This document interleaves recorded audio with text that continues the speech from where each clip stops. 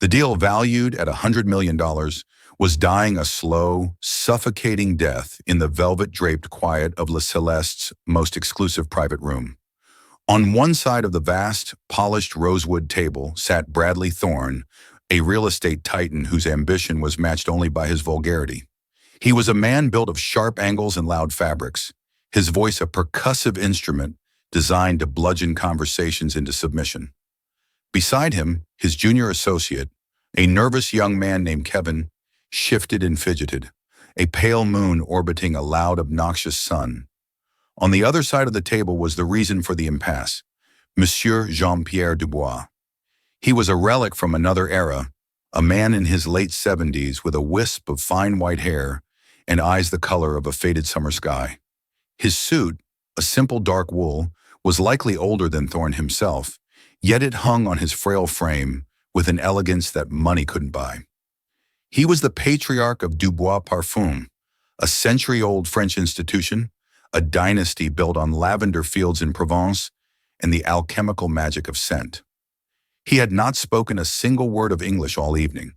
They saw his silence as senility, his quiet French murmurs to his aid as the ramblings of a man lost to time. Thorne smirked. He gestured with his fork. He spoke with the patronizing slowness one might use for a child, convinced he was the master of this universe. He believed he was in complete control. What he didn't know was that his every condescending bellow, his every whispered, greedy aside to Kevin, was being absorbed and understood by the one person in the room they had ceased to see as human. They never even noticed the waitress. The air in the salon privé of Le Celeste was thick with the scent of roasted squab, aged Bordeaux, and curdled patience. It was an atmosphere of forced civility stretched thin over a chasm of cultural contempt. The room was a monument to old New York wealth, walls paneled in dark, glossy cherry wood, a small Renoir study gracing one wall, and a single floor-to-ceiling window that offered a breathtaking, godlike view of Central Park. Its lights, a scattered carpet of diamonds against the encroaching dark. Bradley Thorne was the antithesis of the room's quiet grace. He was new money, loud money, money that announced its presence with a diamond-encrusted watch and a laugh that sounded like rocks in a blender. His face was a perpetual florid pink, the result of high blood pressure and expensive scotch. He was here to finalize the purchase of the Dubois building on Fifth Avenue, the longtime American headquarters of the perfume house. It was a pre-war architectural gem, a place Thorne intended to gut and transform into another glass and steel monument to himself. Across from him, Jean-Pierre Dubois was a portrait of stillness. He moved with a deliberate economy of motion, his hands, spotted with age, resting calmly on the table. His face, a roadmap of fine wrinkles, was a mask of polite neutrality, but his pale blue eyes held a deep, profound weariness. Next to him sat his aide, Luc, a severe-looking man in his 40s who translated Thorne's bluster into sterile, clipped French. The problem had begun the moment they sat down. After the initial, stilted greetings, Thorne had launched into his typical, full-frontal assault of bonhomie in business. "Jean-Pierre, my friend, it's a pleasure, a real pleasure. We're going to do great things." "Great things," Thorne had boomed, clapping his hands together. Luc had leaned in and murmured to Dubois. The old man had responded with a single soft, melodic sentence. "Monsieur Dubois is pleased to be here, and thanks you for your hospitality," Luc translated, his own English flawless and devoid of emotion. The dinner had proceeded as a painful exercise in miscommunication. Thorne would deliver a monologue on market share, disruptive innovation, and maximizing square footage, which Luc would condense into a terse whisper. Dubois would reply with a short, often poetic phrase, which Luc would then strip of all its soul and deliver back to Thorne.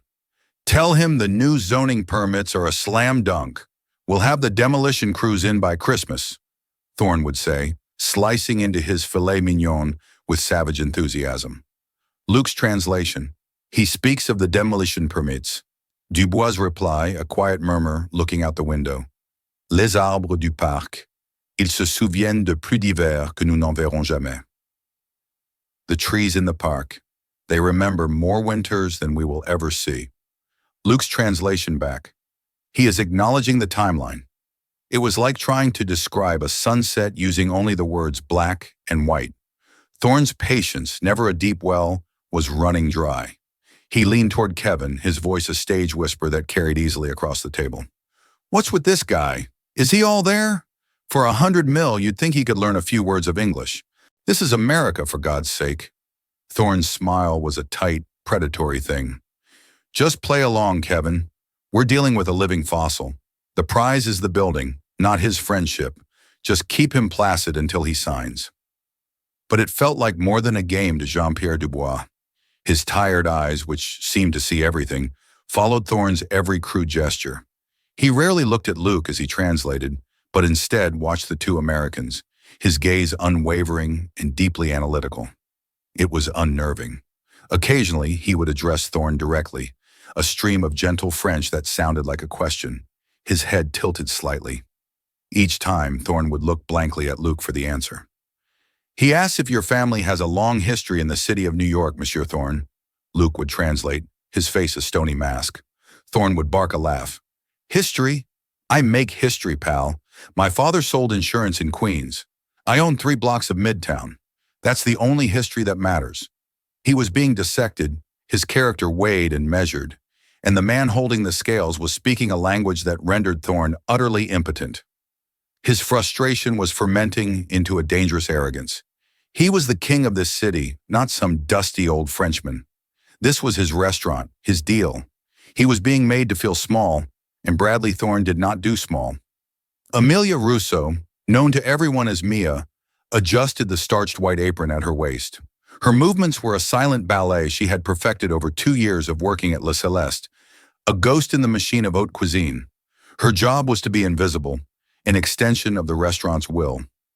Refill a water glass the moment it dropped by a quarter. Clear a bread plate with the soundless grace of a falling leaf.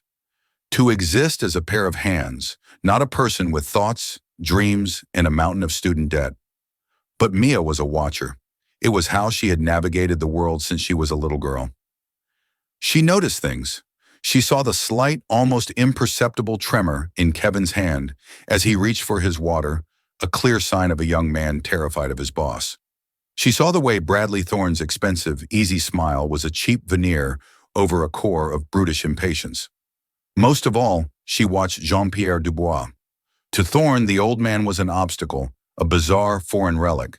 To Mia, he was something else entirely. He was a song she hadn't heard in years.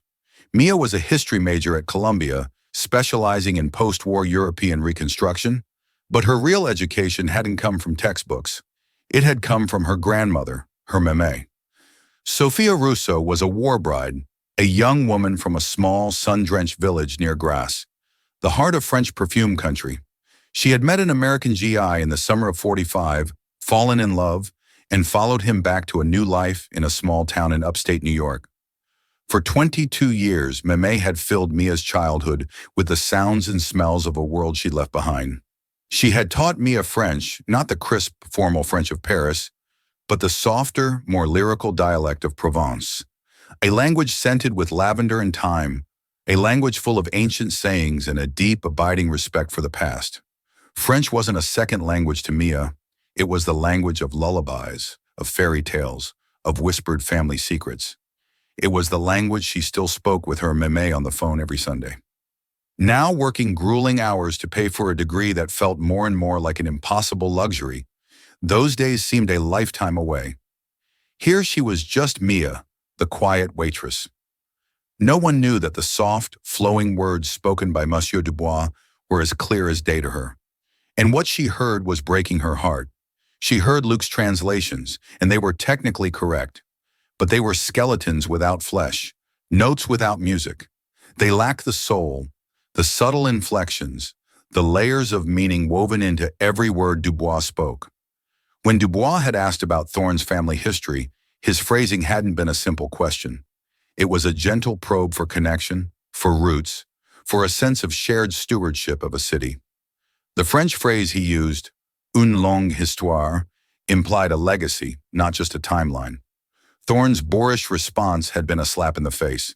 She watched as Thorne, growing bolder with his frustration, decided to treat Dubois as if he were hard of hearing. "We are offering a very good price," he said, articulating each word with exaggerated slowness, holding up his fingers as if counting for a toddler. "Lots of money." Mia physically flinched, the insult so profound, so deeply ignorant, she felt a hot flush of shame on Thorne's behalf. She saw Jean-Pierre Dubois' eyes for a fraction of a second flicker with something that looked like immense pain. Not anger, but a deep, weary sorrow for what the world was becoming. Luke's jaw tightened, but he remained a stone wall, translating Thorne's oafish words dutifully. Dubois responded, his voice still quiet, but with a new edge of steel beneath the velvet. Luke translated, "Monsieur Dubois understands the financial offer."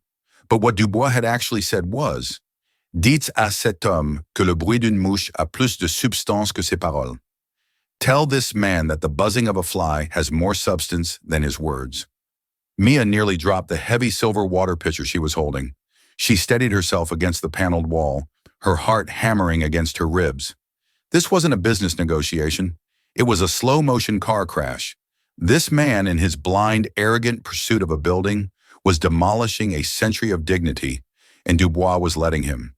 He was observing the disrespect, cataloging it, his silence a vast, empty canvas onto which Thorne was gleefully painting his own boorish portrait.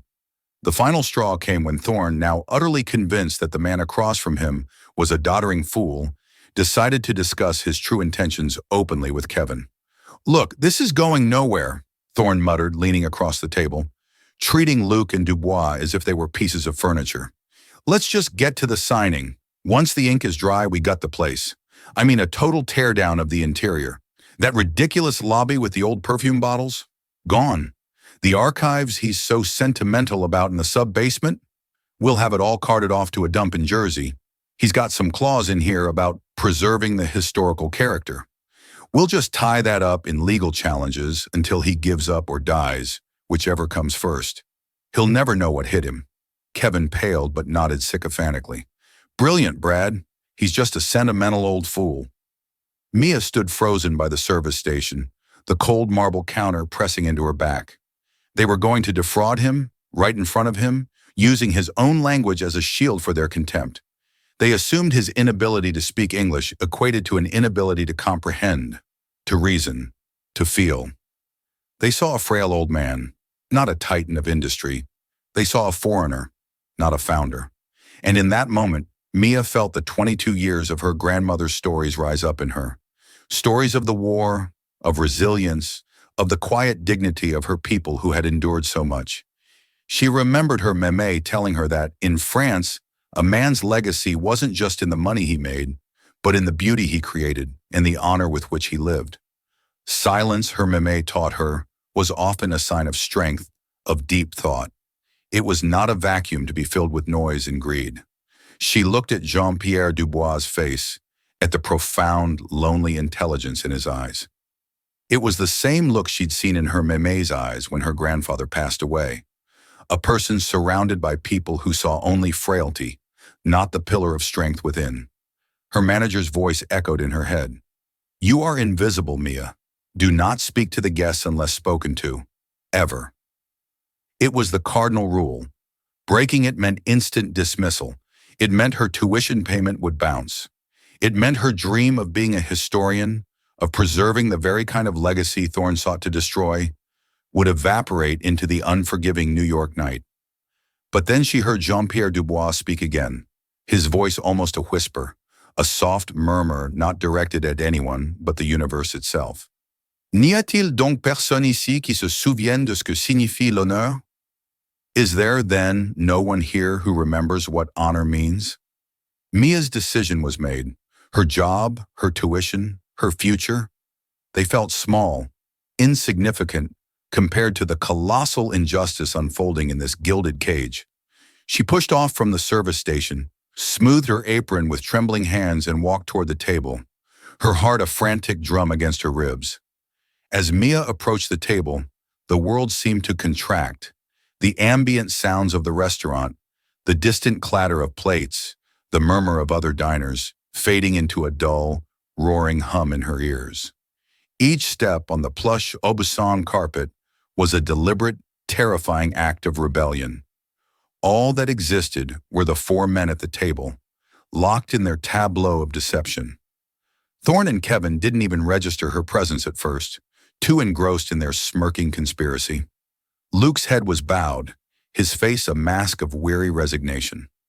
Only Jean-Pierre Dubois' eyes, those tired, pale blue oceans of history, lifted to meet hers. For a fleeting second, Mia saw a flicker of surprise in them, a momentary crack in his stoic facade. She stopped not beside Thorne, the source of the poison, but at a respectful distance from Monsieur Dubois' side of the table.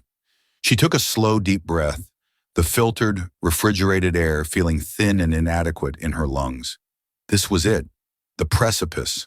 She inclined her head, not the perfunctory nod of a server, but a small, formal bow of respect. A gesture her meme had taught her was reserved for elders and those one held in high esteem.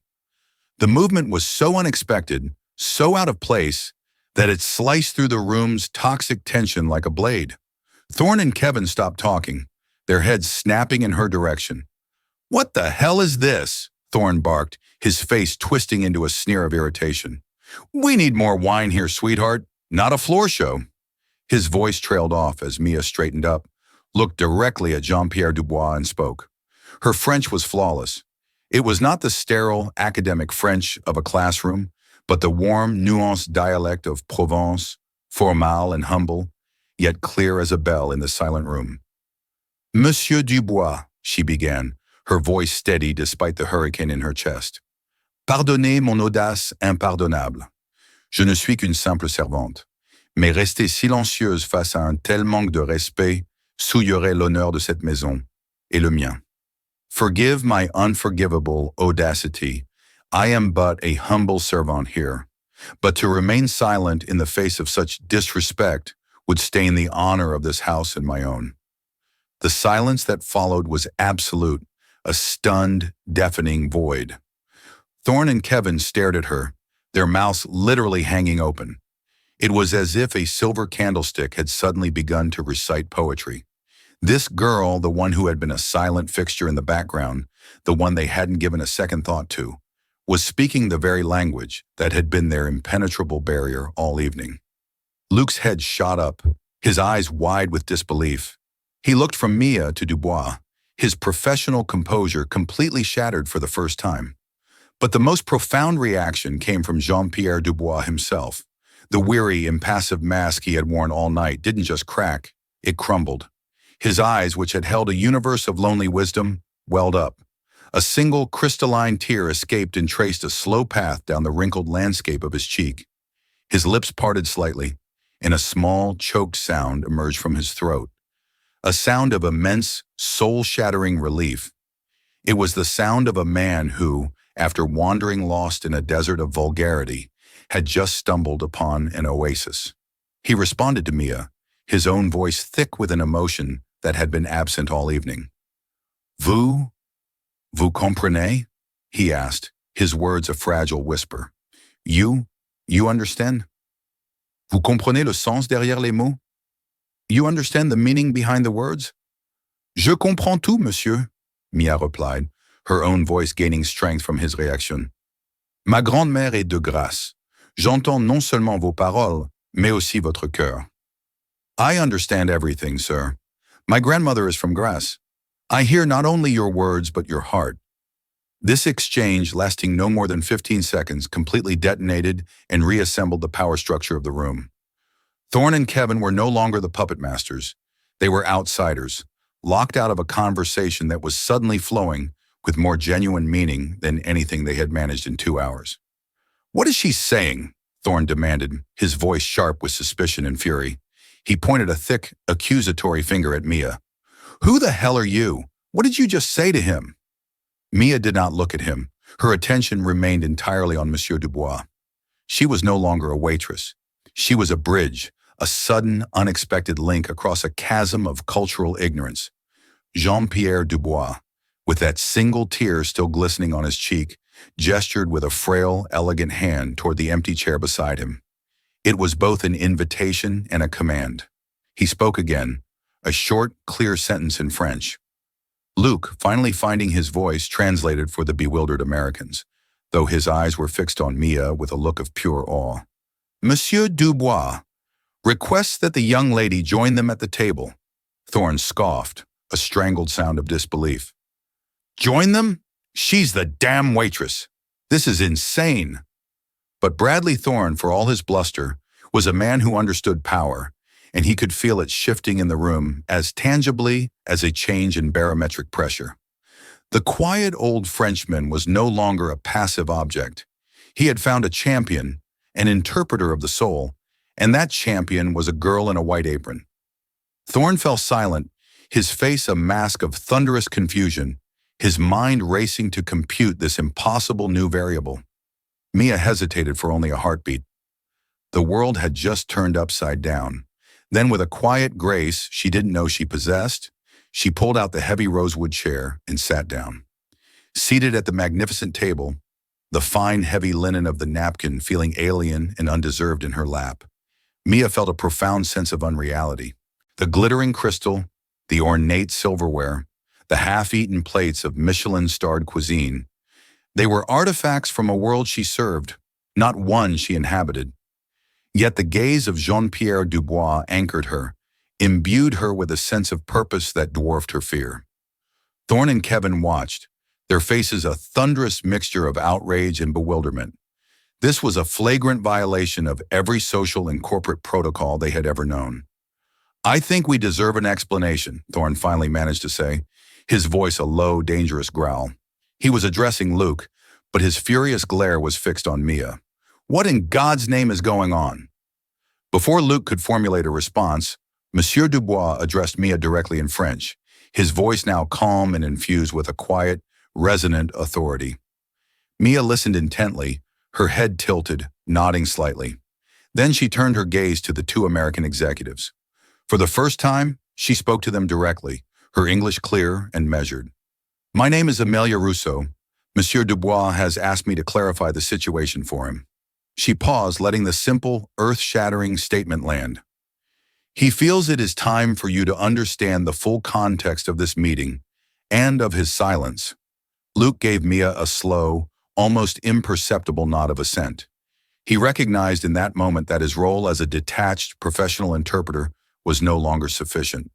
What was needed now was not translation, but transmission of culture, of dignity, of truth. Mia turned back to Monsieur Dubois, who began to speak in French. He didn't speak of business, of contracts or demolition permits.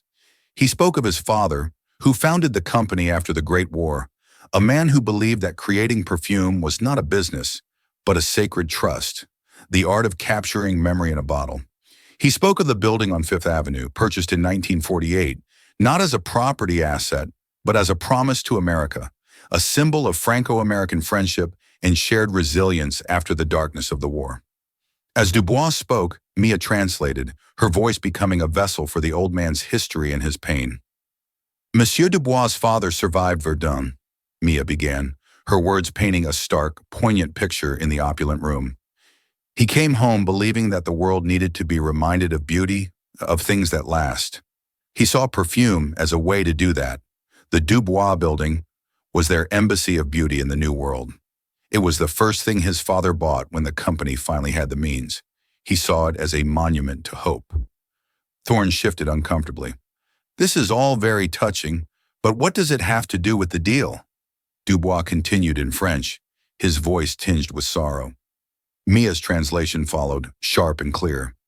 He says that for the past 2 hours, he has listened to you speak of this building, this symbol, as nothing more than square footage to be exploited. He has listened to you speak of his family's archives, a century of formulas and correspondence, as garbage to be hauled to a dump in New Jersey. The color drained from Thorne's face. Kevin looked as if he was about to be physically ill. They were caught, exposed. He has remained silent, Monsieur Thorne, not because he is senile or because he doesn't understand. Mia's voice was steady, but it carried the weight of Dubois' profound disappointment. He has been silent because he believes that a man's true character is revealed not in what he says, but in what he does when he believes no one of consequence is listening. He was giving you the space to reveal yourself, and you have done so with remarkable clarity. Mia took a breath, ensuring she conveyed the gravity of the final point exactly as Dubois was expressing it. He came here tonight not just to sell a building, but to pass on a stewardship. He needed to know that its legacy would be understood, if not cherished. He has discovered that you are not a steward. You are a gravedigger.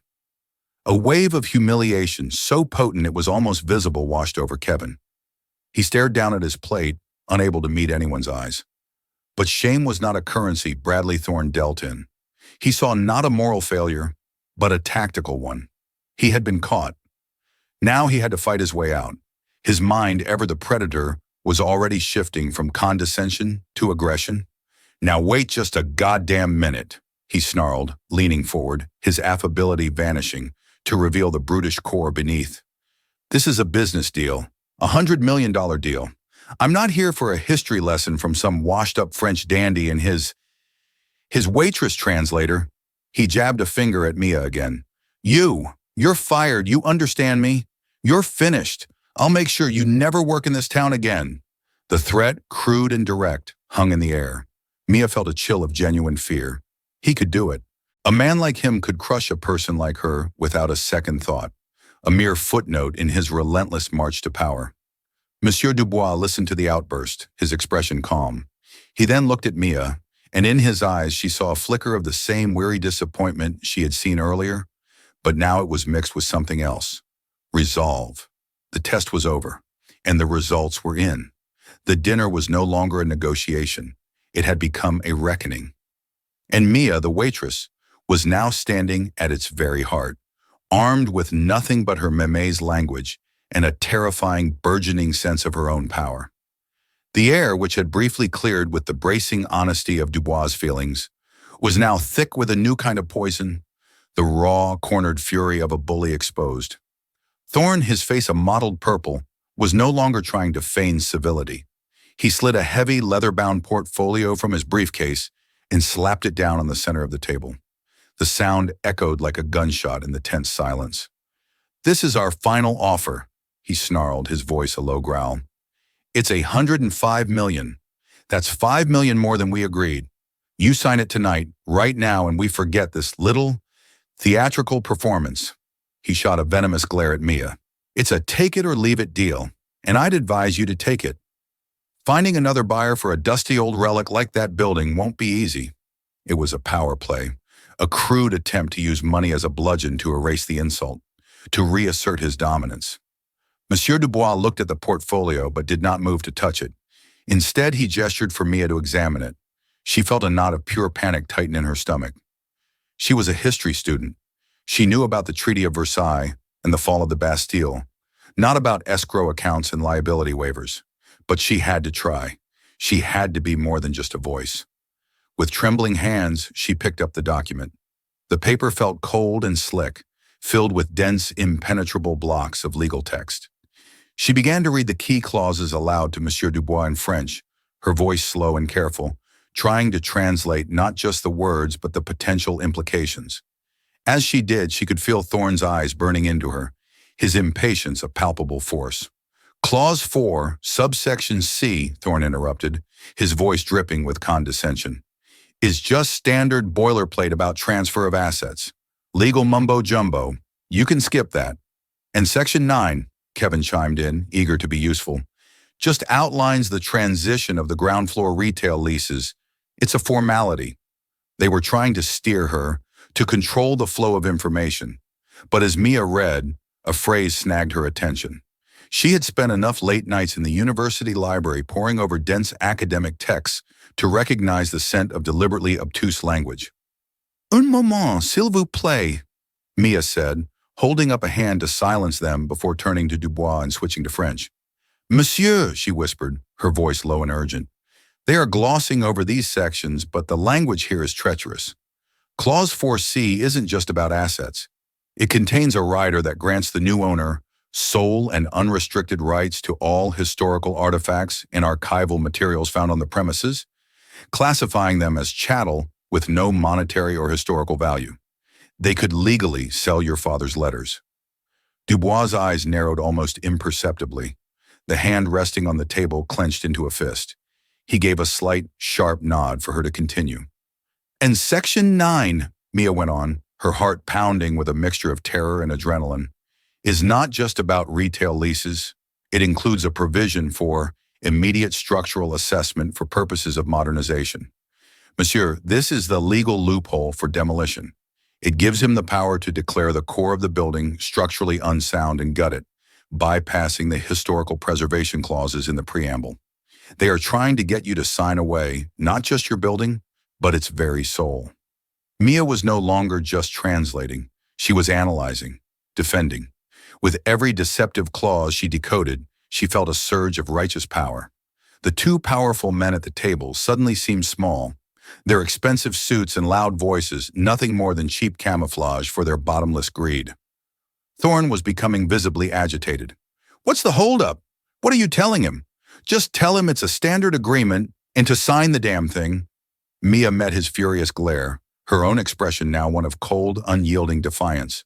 I am ensuring Monsieur Dubois understands the full and precise meaning of every clause, Mr. Thorne. As you can appreciate, clarity is paramount in a deal of this magnitude. Her formal corporate language, coming from a woman in a waitress's apron, seemed to stun him into momentary silence. Then at Dubois' quiet prompting, Mia posed a question, her tone deceptively simple. Monsieur Dubois is curious about Appendix B. He notes that the original offer included a significant endowment for the building's maintenance staff, some of whom have worked there for over 40 years. In this new offer, that appendix appears to be missing. Thorne waved a dismissive hand. It's a clerical oversight, a simplification. The overall number is bigger. That's all that matters. It's all factored in. Dubois spoke again, his French soft but carrying the unbending weight of forged steel. Mia's translation was precise and unforgiving. Monsieur Dubois says that, in his experience, when the livelihoods of loyal men and women become a clerical oversight, it is rarely for the sake of simplicity. He says that the honor of a man can be measured by how he treats those with less power. He finds your measure to be lacking. A single bead of sweat trickled down Bradley Thorne's temple.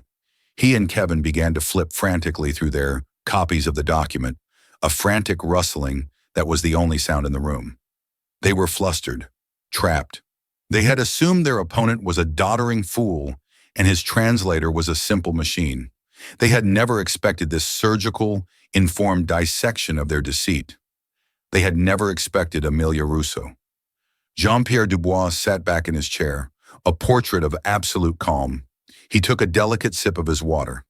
For the first time all evening, a tiny, almost imperceptible smile touched the corners of his lips. He was not the frail, confused old man they had tried to swindle. He was a lion, and he had just watched two hyenas walk confidently into a trap of their own making. Mia realized with a jolt that Dubois hadn't needed her to understand the contract. He had seen the traps himself. The aphasia of language had not been an aphasia of intellect. He had needed a witness. He had needed a voice not to translate the page, but to translate the character of the men in the room. The entire evening, his silence, his apparent confusion, his vulnerability, it had all been the most elaborate, high-stakes moral litmus test imaginable. And now it was time for the verdict. The atmosphere in the room had undergone a final, dramatic transformation. The cloying scent of predatory confidence had been burned away, replaced by the acrid, metallic smell of panic. Thorne and Kevin had abandoned all pretense of composure, their furious, panicked whispers echoing across the table as they failed to find justification for the devious clauses Mia had exposed. Jean-Pierre Dubois watched them for a long moment, his expression as unreadable as a marble bust. Then he looked at Mia and began to speak. His French was different now. The soft, lyrical tones of Provence were gone, replaced by a voice that was crisp, commanding, and utterly resolute. It was the voice of a patriarch, a captain of industry, a man who had built an empire and weathered storms Thorne couldn't even imagine. Mia listened, her eyes wide. The instructions were specific, the message devastatingly clear. She took a deep breath, straightened her back, and prepared to deliver the final, crushing blow. She turned to Thorne and Kevin, whose frantic whispering ceased as they saw the look on her face. "Gentlemen," Mia began, her voice ringing with an authority that was no longer borrowed but her own. "Monsieur Dubois has instructed me to convey his final decision." She let the words hang in the air, drawing out the silence until it was a tangible, uncomfortable weight. "First," Mia said, her gaze locking onto Thorne, "regarding your attempt to classify his family's historical archives as worthless chattel. Monsieur Dubois recognizes this as a blatant attempt to plunder his family's legacy. He considers this not just a breach of contract, but an act of profound cultural vandalism, an insult to the memory of his father." Thorne's florid face went pale, a blotchy, unhealthy white. "Second," Mia continued, turning her attention to the trembling Kevin, "regarding your clerical oversight that would have stripped the building's loyal staff of their security. Monsieur Dubois finds this to be the most revealing clause of all. He believes that a business built on the exploitation of the vulnerable is not a business, but a crime. He pities you for serving such a master." Kevin looked as if he had been physically struck, his face crumpling in shame. "And third," Mia said, her voice dropping slightly, addressing Thorne once more, "regarding your condescension, your arrogance, and your assumption that his silence was a sign of weakness. Monsieur Dubois wishes for me to tell you that he has done business with presidents, with titans of industry, with artists and kings. And in all his years, he has never encountered a man so small who tried so hard to seem so big." The two men were speechless, utterly eviscerated. They had been outmaneuvered, outsmarted, and morally flayed by the very man they had dismissed as a senile relic, and by the waitress they hadn't even seen. But the masterstroke was yet to come. Monsieur Dubois spoke one final time in French, a short, simple phrase directed at his aide, Luc. As he spoke, Luc, who had been a silent statue for the past hour, reached into his jacket pocket and produced a small, sleek digital audio recorder. He placed it on the table and pressed a button. Thorne's voice, tinny and distorted, filled the silent room. "Gut the place. I mean a total teardown. Archives. Carted off to a dump in Jersey. Tie that up in legal challenges until he gives up or dies, whichever comes first. He'll never know what hit him." Kevin's sycophantic reply followed, dripping with contempt. "Brilliant, Brad. He's just a sentimental old fool." The recording played their entire whispered conversation, every greedy, dismissive, and fraudulent word echoing in the opulent dining room, like a judgment from on high. When it finished, a profound, tomb-like silence descended. Bradley Thorne looked ashen, his expensive suit suddenly looking like a cheap costume on a broken mannequin. Kevin was staring at the recorder as if it were a coiled serpent about to strike. And then, the final, stunning act. Jean-Pierre Dubois looked across the table directly at Bradley Thorne. He leaned forward slightly, and in a voice that was quiet, raspy from disuse, but perfectly, chillingly clear, he spoke his first English words of the night. "I believe," he said, his French accent a faint, elegant melody, "that our business is concluded." The shock was absolute, a thunderclap in a silent church. He had understood, the whole time. Perhaps not every colloquialism, but he had understood the tone, the intent, the foul spirit of the negotiation from the very beginning. The French had not been a necessity. It had been a choice, a filter, a test. He stood up, his frailness transformed into a steely, regal posture. Luc held his chair. Monsieur Dubois turned to Mia.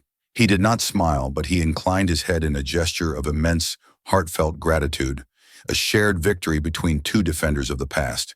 Then, without another glance at the two ruined men, he turned and walked out of the room, leaving behind the wreckage of $100 million deal and two careers that were, for all intents and purposes, finished.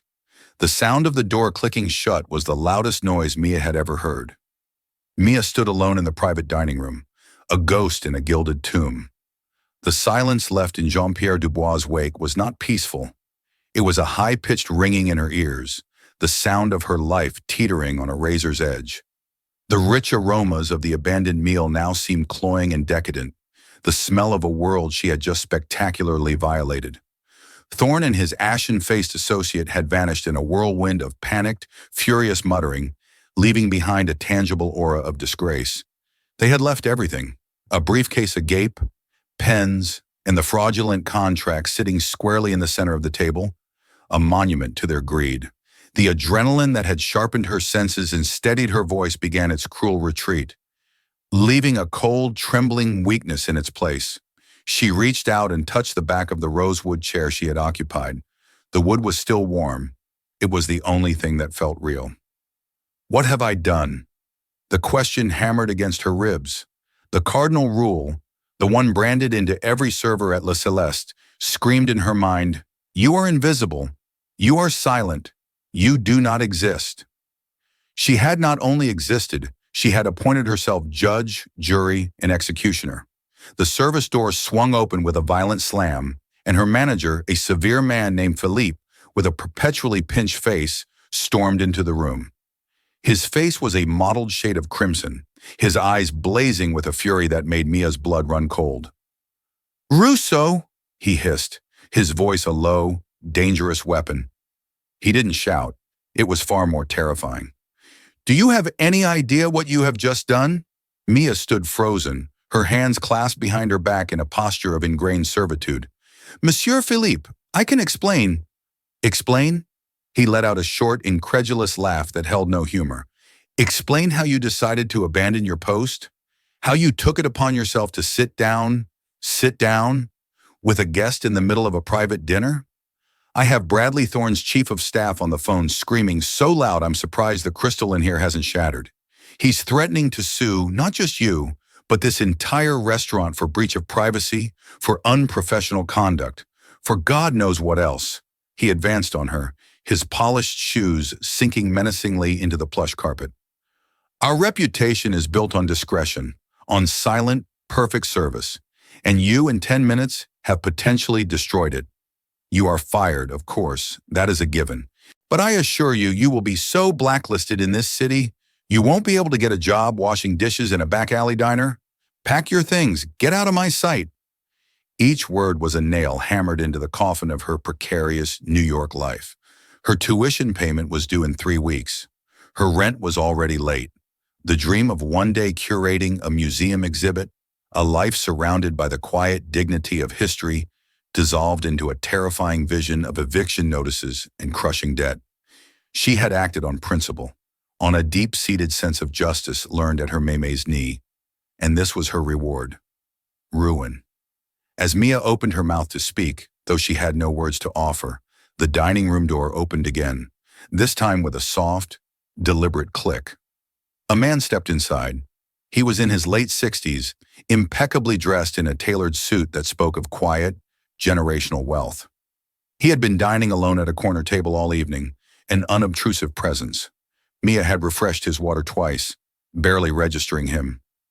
"Now," he commanded the room. "I believe you are mistaken," the man said. His voice was calm, yet it carried an authority that sliced through Philippe's tirade. He looked at the sputtering manager. Miss Russo was not acting on her own accord. She was providing a service of immense value, one that this establishment was clearly incapable of offering. Philippe blinked, his momentum broken. Who are you?" "My name is Arthur Vance," the man said simply. "I'm a senior partner at Cromwell and Swain, and I happen to be a witness to the entire evening's proceedings." He took a step into the room, his gaze fixed on Philippe. "As for Mr. Thorne, I would advise him to be very careful about making threats. I also happened to overhear his conversation regarding his intent to commit what sounds suspiciously like contractual fraud. My firm would be more than happy to discuss the matter with him, or with the district attorney." The color drained from Philippe's face. The name Cromwell and Swain was legendary in New York legal circles. The manager's theatrical rage collapsed into nervous obsequiousness. Vance's attention then shifted from the stunned manager to Mia. The cold, lawyerly precision in his eyes vanished, replaced by a genuine warmth and a profound look of respect that felt more valuable than any paycheck. That was the single bravest and most decent thing I have seen in a place like this in 20 years, he said quietly. Are you all right? Mia could only nod, her throat tight with unshed tears. I imagine you won't be finishing your shift, Vance said with a slight wry smile. He pulled a card from his wallet. You were just wrongfully terminated in a hostile environment. That means you'll need a lawyer. My services are at your disposal, pro bono. Call me tomorrow. We'll discuss your severance from this place, and then we can discuss your future. He didn't wait for an answer. He gave a final, dismissive look at the mortified Philippe and held the door open for Mia. She walked past her former manager, who stood gaping like a fish, his authority utterly dismantled. She didn't look back. She walked through the bustling main dining room, where other staff paused to stare, whispering behind their hands. She was a curiosity, a scandal in motion. She felt their eyes on her as she shed her white apron, folding it neatly and placing it on a service counter. A final symbolic act of leaving that world behind. She followed Arthur Vance out of the gilded restaurant and into the cool, damp night air of Manhattan. The following week was a blur of surreal conversations. True to his word, Arthur Vance handled everything. A single call from his office to Le Celeste's owners resulted in a terrified, apologetic phone call to Mia from Philippe, along with a severance package that was more money than she'd ever seen in her bank account at one time. Another call dealt with the blustering threats from Thorne's office, which evaporated the moment the words wire fraud and audio recording were mentioned. Mia found herself in Vance's corner office, a sun-drenched space overlooking the Statue of Liberty. Feeling like a misplaced character in a movie, he had asked her about her studies, her grandmother, her ambitions. He listened with an intensity that made her feel, for the first time since she'd arrived in the city, truly seen. Character is a rare commodity, Mia, he told her, swirling the ice in a glass of water. People talk about it, but few are willing to pay the price for it. You were willing to lose everything for what was right. That's not something you can learn in law school. Then he arranged a video conference. On the screen, looking tired but serene from his study in Paris, was Jean-Pierre Dubois. Mademoiselle Rousseau, he began, his voice warm. Amelia, I owe you a debt that I can never truly repay. You did not just save my family's building. You saved a part of my faith in the world. He went on to explain. The encounter with Thorne had been the final straw in a long, wearying battle against a modern world he no longer understood. He was officially retiring. He was tired of fighting men who saw spreadsheets where he saw soul. But his work wasn't done. The Dubois Legacy Foundation, he explained, his eyes bright with a new passion, is my true legacy. We work to preserve historical architecture and support young artisans who still believe in craftsmanship, in beauty, in things made by hand. It is a small foundation, but its mission is my heart. He looked at her, his gaze direct and piercing, even through the screen. I find myself in need of a person of rare character in New York, someone to be my eyes and ears, someone who understands that the value of a thing is not always its price. This is not a grand offer, not a directorship. It is a beginning, a position as a program associate, to learn the work, to help us find the artisans and the buildings worth saving. Your first task, he added with a soft smile, would be to help us find a new American headquarters, one with a soul. The offer was overwhelming in its simple grace. It wasn't just a job, it was a purpose, a chance to turn her passion for history into a living, breathing mission. Your university studies, Monsieur Dubois continued, will not be an obstacle. The foundation will consider it a professional asset. We will underwrite the remainder of your degree. We believe a historian's eye is precisely what we need. Mia's mind was reeling. Her tiny apartment with its leaky faucet, the mountain of student loans, the constant, grinding anxiety of just trying to survive. Monsieur Dubois was offering to wipe it all away with a few sentences. But it was so much more than that. It was an invitation to step out of the shadows, to use her quiet observer's nature not as a shield, but as a tool. Why me? Mia whispered, the question born of a lifetime of feeling ordinary. I'm a student, a waitress. I'm nobody. It was Arthur Vance who answered, leaning forward in his chair. You're not a nobody, Mia. You're the person who was willing to stand up to a bully when everyone else in the room, myself included, was content to just watch the show. In my world and in Monsieur Dubois', that makes you the most important somebody there is. Tears welled in Mia's eyes, not of sadness or fear, but of a profound, overwhelming sense of belonging. The years of being a quiet watcher, of feeling like a ghost in her own life, had not been for nothing.